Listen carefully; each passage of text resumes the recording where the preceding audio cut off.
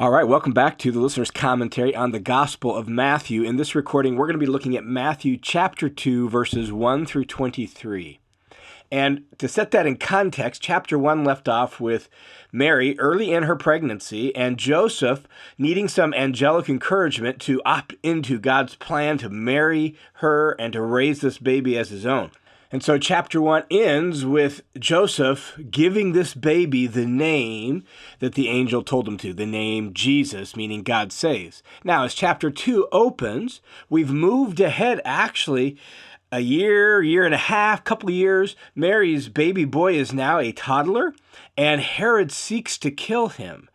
And between the genealogy and the story of the announcement to Joseph in chapter 1, Matthew has emphasized that Jesus is the royal son of David, the king who will be God with us and who will save his people from their sins. That theme is further developed here in chapter 2 by presenting Jesus as the true king of the Jews, whose arrival was even announced to foreigners through a sign in the sky, a star that heralded the king's birth. And this story also prefigures how this king's arrival is going to provoke conflict with worldly kings and worldly powers.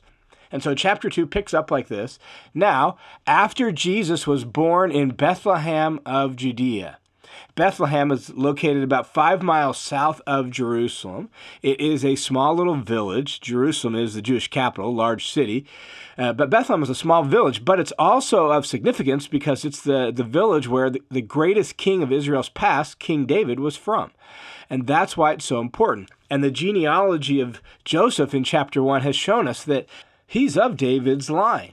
And so Jesus was born in Bethlehem of Judea. We don't get how that came about here. We have to look at Luke's version of the birth of Jesus in order to get the details of how they ended up in Bethlehem and all that. Here we just get the note, Jesus was born in Bethlehem of Judea. And then he says, in the days of Herod the king. This Herod is Herod the Great. And Herod the Great was appointed king of Judea, Galilee, Perea, and Idumea by the Roman Senate sometime around 40 BC or 39 BC. He spent the first couple years just trying to really establish his reign and rule and solidify his rule. And so many scholars consider about 37 BC when he really began to rule. And his territory continued to expand until he ruled over pretty much the entire region. And he ruled up until his death in 4 BC. And Herod was a vicious ruler. He executed wives, he executed family members, or anyone else that he felt like was in his way or might attempt to steal his throne. And at the time of Jesus' birth, he's nearing the end of his rule, the end of his life, and in those latter years, Herod became increasingly paranoid, and that only increased his willingness to eliminate anybody he feared. And that actually shows up here in this story of what happens after Jesus was born. We'll see that here in just a moment. And so after Jesus was born in Bethlehem, in the days of Herod the king, behold, magi from the east arrived in Jerusalem, saying, where is he who has been born King of the Jews? For we saw his star in the east, and we've come to worship him. And so we have here the arrival of the Magi, and traditionally there are 3 of them. Why? Well, because of the 3 different kinds of gifts that get mentioned in this story, but we don't know how many there actually were. And Magi weren't kings, and so we 3 kings of Orient are. They're not kings. Magi were likely some sort of court astrologers, and one of the ways the word was used was for a Persian priestly class who practiced astrology, who practiced incantations to discern the wisest course of action, and sought to provide wisdom to rulers. The word also has more of just sort of a general meaning for magicians or sorcerers or dream interpreters or astrologers and things like that. And in view of the fact that they're following a star, these magi are probably at least some sort of astrologers. And we really don't know any details about them. We don't know exactly where they're from or anything. The text does mention the east, and so perhaps they're from the regions of ancient Persia. And there was a large population of Jews still there in ancient Persia. And that may be a point of connection for them with the Messiah and Jerusalem and all of that. The one problem with that theory is that the gifts they bring originate more from the southeast in Arabia. Nevertheless, the trade routes were well established in the region, and so they could have been in Persia and received those gifts by import in wherever they were at. So wherever they're from, they saw a star that communicated to them a royal birth. They traced the star's message to Jerusalem, and they arrived in Jerusalem. Naturally, if there has been a king born of the Jews, you're going to go to the Jewish capital, Jerusalem. And so that's where they go. And they ask, where is he who's been born king of the Jews? And look at verse 3. When Herod heard this, he was troubled, and all Jerusalem with him. I've always found this sentence a bit tragically humorous. By this time, Herod is notoriously paranoid.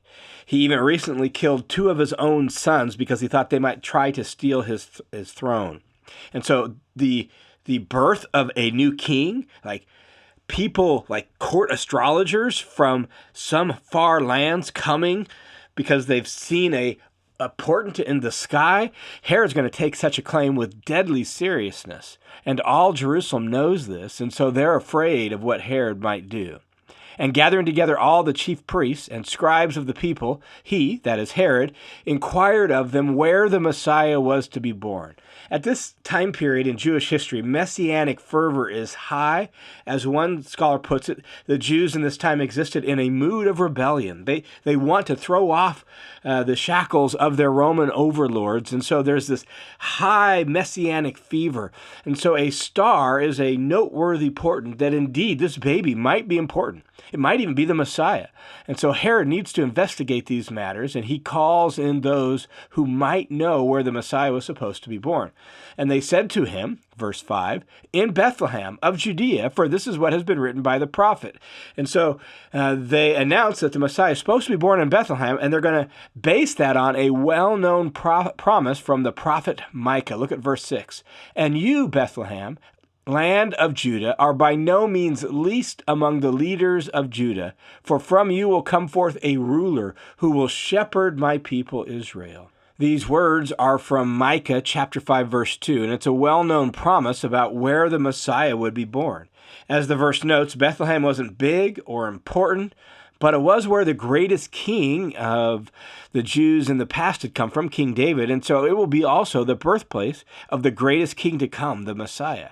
And so having been informed of that by the chief priests and all of that, Herod secretly called for the magi, verse 7, and determined from them the exact time the star appeared. He's looking for some information on how old this child might be. And so when Herod kills all the boys in Bethlehem 2 years and younger, that gives us a rough idea of how long it had been since Jesus had been born and how long it had been since the star appeared. Herod may have, expanded upwards a little bit, but this tells us that Jesus, by this point, is some sort of toddler. And so even though your Christmas nativity set has Mary and Joseph and baby Jesus and the shepherds and the magi all together in one place, that's not quite the way it happened. The magi come later when Jesus is a toddler. So armed with the information from the chief priest that Bethlehem is the place, and with the info from the Magi about how old this newborn king might be, Herod sends the Magi on their way, and yet he has evil intentions in his heart. Look at verse 8. And he sent them to Bethlehem and said, go and search carefully for the child. And when you have found him, report to me so that I too may come and worship him. Now, Bethlehem is only, like I said, 5 miles to the south of Jerusalem, and it's a relatively easy walk to get there. So we're only about an hour and a half or 2 hours away on foot. And so he sends them there, and he wants them to report back. And his words say, because I want to come and pay homage to him as well. But anybody who knows Herod and anybody who knew how paranoid he was would know that, I'm not so sure that's the case. And so verse 9 says, after hearing the king, they, that is the Magi, went on their way, and behold, the star which they had seen in the east went ahead of them until it came to stop over the place where the child was to be found. And when they saw the star, they rejoiced exceedingly with great joy. And this hints then at the miraculous nature of this star. It's not just any old star. Somehow this star is still visible. And not just visible, somehow it leads them to the exact right spot where this child is. And so they greatly rejoiced at the sight of this star. In verse 11, after they came into the house, they saw the child, notice that, not infant, because he's not newborn, he's now a toddler. They saw the child with his mother Mary, and they fell down and worshiped him. And so Mary and Jesus, perhaps Joseph as well, who's not mentioned, maybe he wasn't in the house at this moment, we don't know, and they bowed down and paid homage to him. And then they opened their treasures and presented to him gifts of gold and frankincense and myrrh. These are the usual kinds of expensive gifts brought to show homage to a king. Think of the Old Testament when the Queen of Sheba came to visit Solomon. She brought gold and spices. And that's what's going on here. These gifts also fit Matthew's intent to show Jesus as the fulfillment of Old Testament promises. For example, Psalm 72, where all kings come and show homage to God's king by bringing gifts, including gold. Or think of Isaiah 60, where as a result of the work of the Messiah in bringing God's kingdom to all the nations, they rejoice and they bring gold and frankincense to him. And so that's the idea here. These guys bring these gifts, typical, usual gifts, but they are a way of saying, we believe you are a royal one. And so here's this little child being treated as a king. In verse 12, and after being warned by God in a dream not to return to Herod, the magi left for their own country by another way. And so Herod wanted them to report back, but his intentions were evil. God warned these magi, who were often dream interpreters, in a dream, and they didn't go home by way of Jerusalem or the same way they'd come. They took another route so they could avoid Herod altogether. And the evil intentions of Herod have been hinted at all throughout the story with ominous notes and minor keys. And now his plan becomes explicit, and God sets out to protect the little vulnerable Messiah. Look at verse 13. When they had gone, behold, an angel of the Lord appeared to Joseph in a dream and said, get up, take the child and his mother and flee to Egypt, and stay there until I tell you, for Herod is going to search for the child to kill him. And so God, through an angel in a dream, in a vision, warns Joseph, and Joseph takes his family, and they're going to head to Egypt. And there had been a large population of Jews in Egypt since the days of the Babylonian captivity, when Jeremiah and others ended up going down to Egypt at the time of the Babylonian exile, and Jews have continued to live there. And so they're being sent basically to the Jewish community in Egypt, which is a good distance away, and it's going to take them a while to get there. But Joseph takes the dream very seriously, and so he doesn't wait. Look at verse 14. So Joseph got up, took the child and his mother while it was still night, and left for Egypt. So he wakes up from his dream right in the middle of the night. They pack up their belongings, and they leave Bethlehem and begin heading south to Egypt. And verse 15 notes that he stayed there until the death of Herod. Exactly how long was that? We don't know. Herod died in March 4 BC. So maybe a few months, maybe a little bit longer. We're not totally sure exactly when this story all goes down in the time period of Herod's life. But they go to Egypt at least for a little while until Herod dies. And then Matthew connects the flight to Egypt and the eventual return to their homeland to the story of Israel.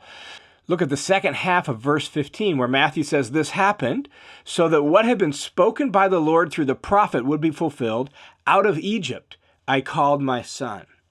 Now, this is one of those texts where we have to try to make sure we hear what Matthew is actually saying and doing.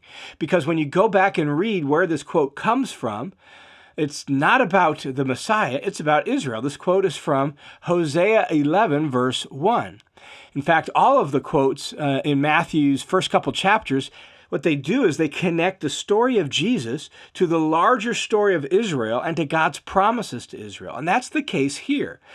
Hosea 11:1 is about how God showed his faithfulness by bringing his son Israel out of Egypt. And God shows his faithfulness in Jesus' case too. Hosea is reflecting on how Israel has been facing the oppression of Pharaoh and the killing of the baby boys there, and how God delivered them from that through the Exodus. Well, now Israel is facing another tyrannical king, Herod, who's about to kill baby boys as well. But just as God delivered Israel in the days of the Exodus, so God delivers Jesus. And what Matthew is doing is he's showing us that Jesus, as Messiah, is the very embodiment of all that Israel is, all that Israel was meant to be. And so, like Israel of old, he too, as God's ultimate son, is called out of Egypt. And within the narrative of Matthew's gospel about Jesus, this shows us that Jesus is going to take on himself the mantle of Israel. Here is God's son as a person, not a nation, but a person who embodies all that God wants for his people. Then Matthew picks up the story in verse 16 by saying, "Then when Herod saw that he had been tricked by the magi, he became very enraged." So Herod is angry. He realized he's been outwitted. And so he sent men and killed all the boys who were in Bethlehem and all its vicinity, so the whole surrounding area, who were 2 years old or under, according to the time which he had determined from the magi. So since the magi left him without knowing where the boy was and how to find him, he decided just to execute all the boys just to make sure he eliminated all potential threats to his throne. Now, Bethlehem, as we've noted, was a small town. Population estimates range from 300 upwards of 1,000. So how many male toddlers at this time period? We don't really know. It's not going to be tons, 10, 20, maybe 30. And we don't know exactly how many it is. It's not hundreds. It's probably in that 10, 20, or 30 range. And yet, for those families, this is devastating. And this reminds us of the challenge God faces in his providence. God had intervened to protect Jesus. He warned the Magi, and he warned Joseph to get out of town. But that decision had consequences for the other families in Bethlehem. And that's the difficulty of God's sovereignty. God, as a person, has to make real choices. And those real choices and real plans, that sometimes leads him to make tough choices. This is difficult. And that's what happens in this case. And once again, Matthew sees in this kind of a deeper realization of a word from the prophets, this time from the prophet Jeremiah. Look at verse 17 and 18. "Then what had been spoken through Jeremiah the prophet was fulfilled. A voice was heard in Ramah, weeping and great mourning, Rachel weeping for her children, and she refused to be comforted because they were no more." This is a quote from Jeremiah 31:15. And in Jeremiah, the passage refers to the lament over the fact that a foreign king has invaded the land, and they are taken into exile, and thus they are no more. Ramah was the gathering place for the Jews to be gathered up and chained together and escorted out of the land into Babylonian captivity. And what the passage in Jeremiah does is it poetically pictures Rachel, who was one of the matriarchs of Israel. She was one of the mothers of the sons of Israel. And Rachel had died in childbirth, weeping for her child, weeping for her death. Well, the passage in Jeremiah poetically pictures her weeping over the death of her people at the hands of the Babylonians and being escorted out of the land. But it's set in Jeremiah in the context of God restoring them from exile and the blessings that are going to come when that happens. And so you can see how it fits into Matthew's context. Even though at the time of Jesus' birth, Israel has returned to the land, they're still under foreign occupation and foreign oppression. Herod is the client king of the Roman overlords, and he's now enforcing his power by executing baby boys in Bethlehem, the very area where Rachel died, the very area where the Jews were gathered up and collected together to be led away into captivity. But Matthew also knows the entire context of the quote. He knows that behind the grief of exile and the grief of oppression, that there's hope for renewal and restoration.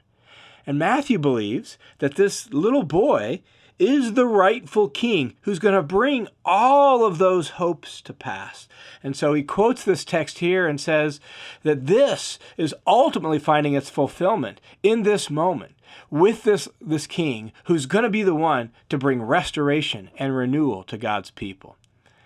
Now, verse 9 continues the story and says, "But when Herod died, behold, an angel of the Lord appeared in a dream to Joseph in Egypt and said, 'Get up, take the child and his mother, and go to the land of Israel, for those who sought the child's life are dead.'" Recall that Matthew has already noted that Joseph and his family stayed in Egypt up until the death of Herod. So now Matthew picks up the story at that point and says, here's what happened.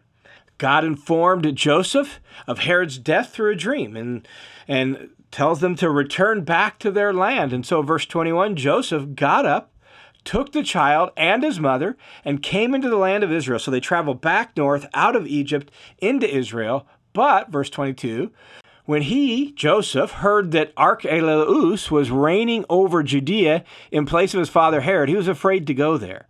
So when Herod died, his kingdom, his lands, were actually divided up by several of his sons. And one of those sons was Archelaus, who was a vicious and kind of brutal ruler, much like Herod himself had been.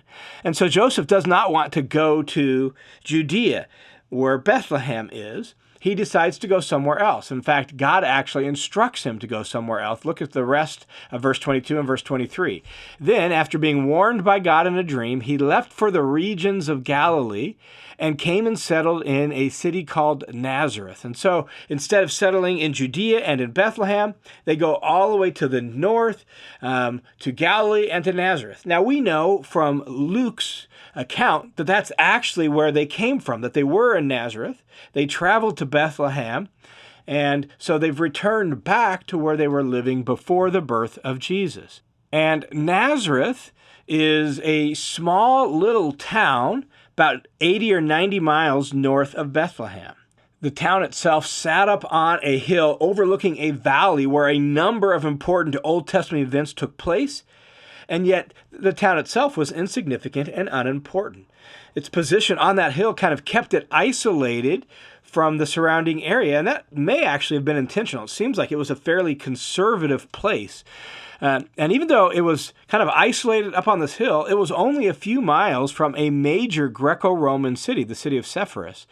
And it's actually reasonable to assume that Jesus and his dad would have worked on construction projects in that city. We can't know that for sure, but it would make sense that that city provided work for them, since the city was actually being built during Jesus' childhood years. But in a lot of ways, Nazareth is just a little unimportant, off-the-grid kind of town. And notice what Matthew says right at the end of the story. He says, "This happened so that what was spoken through the prophets would be fulfilled. He will be called a Nazarene." Matthew doesn't specify any particular prophet. Notice he just says the prophets. And if you go to kind of Google and you say, where does it say he will be called a Nazarene? What you're going to find is nothing. There's no specific prophet in the Old Testament says that the Messiah will be called a Nazarene. So what is Matthew doing? Well, Tim Mackey actually probably provides the best explanation of this. Since Matthew attaches it to the prophets in general and says he will be called a Nazarene, we can look back at several of the Old Testament prophets that begin, for example, in Isaiah chapter 11, where it says the Messiah will be called a shoot, will be a branch out of a stump. Well, that promise is picked up by other prophets, and the Messiah is routinely referred to as a branch or a shoot in the Old Testament prophets. Well, the word for shoot or branch is natzer in Hebrew, or nazer in Greek. And Nazareth is built off that word. Nazareth is stick town, or the town in the sticks. That's the idea. And that may be what Matthew's getting at here when he says the prophets referred to Jesus as a stick, a shoot, a branch, that he will be called a Nazarene. He will be the one who comes out of stick town, out of branch town. So we don't know 100% for sure if that's correct, but that makes an awful lot of sense out of what we see in the Old Testament prophets and what Matthew probably is doing here. Now, before we leave this story, let me just offer a couple reflections. The first is this. God keeps his promises. Matthew has woven all throughout his narrative reminders of God's promises, promises of a coming king, promises of restoration, promises for hope beyond exile. And those promises were made centuries before, but they're now coming to realization in this little boy, this toddler that was born in Bethlehem. And so even though it's been centuries since those promises were made, God has kept his promises. And not only that, the second reflection I would offer is the arrival of the king. That's what Matthew wants us to see and hear in this story. He wants us to know that Jesus is the king who fulfills and enacts all of those promises that God made. And we'll have to read the rest of the story to see how all of that comes about. But here, at the beginning of his gospel, Matthew announces the birth, the arrival of the king. And that's really the heart of the gospel. Jesus is king, the rightful king, the true king who will bring God's kingdom into the world. All right, thanks for tuning into this session of the Listener's Commentary on the Gospel of Matthew. The Listener's Commentary is a listener-supported, crowd-funded Bible teaching ministry that's made possible by the generous support of people just like you. So thanks a ton to each and every one of you who make this ministry possible by your faithful support. And if you want to join the team of supporters, you can do so by swinging over to listenerscommentary.com. You can click the Give button, and it'll take you to a page through World Family Mission where you can set up a one-time or a recurring monthly donation. Or you can also decide to support this ministry through signing up for the Study Hub. You get access to bonus materials and all sorts of things there as well. So thanks a ton for your support.